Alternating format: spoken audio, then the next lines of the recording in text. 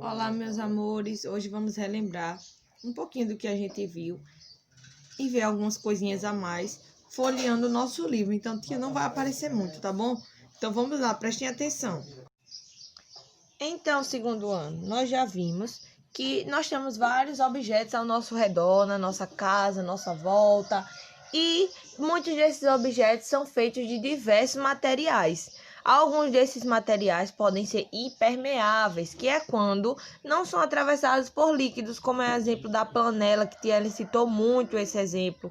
E além de impermeável, a panela também, ela não faz com que o fogo a derreta ou a modifique. Então, ela consegue aguentar a temperatura de tanto quente como fria, não é verdade? E aí a gente percebeu, a gente aprendeu que esses objetos eles podem ser feitos de diversos materiais naturais, podendo eles ser de origem animal, vegetal ou mineral. A exemplo do animal, nós temos o couro, a lã. A exemplo do vegetal, nós temos o quê? A madeira, alguns tecidos como algodão. E no mineral, nós podemos ver a prata, o ouro e outras coisas, como o alumínio mesmo, que é o exemplo da panela que Tia Ellen cita muito e lembra a vocês. E aí, a gente também aprendeu sobre os materiais serem sintéticos, serem artificiais. São aqueles materiais que eles passam por um processo de produção, certo? Eles são produzidos de acordo com alguma matéria-prima, como plástico, como vidro, certo? Também aprendemos sobre os recursos naturais, que eles podem ser renováveis e não renováveis. Os renováveis são aqueles que a natureza repõe, como o ar, a água, a luz do sol. E os não renováveis são aqueles que demoram algum tempo para ser reposto pela natureza, como o exemplo do petróleo que Tia Ellen disse a vocês, que muitos carros, os combustíveis são feitos do petróleo, com o uso do petróleo, certo? Esses materiais, as propriedades desses materiais, Tia Ellen também deu exemplos a vocês andando pela casa dela. Lembra que Tia Ellen mostrou? Aqueles que têm resistência, flexibilidade, elasticidade, transparência, dureza e permeabilidade.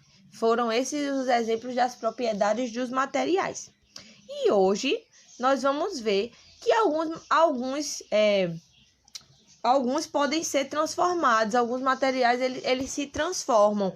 Por exemplo, vamos citar exemplo. Se eu pegar um pedaço de papel, amassar, rasgar, picar ele vai continuar sendo papel, certo? Mas o vidro, ele não já veio pronto como vidro. Antes de ser vidro, ele era uma substância com areia, certo? E aí, o que aconteceu?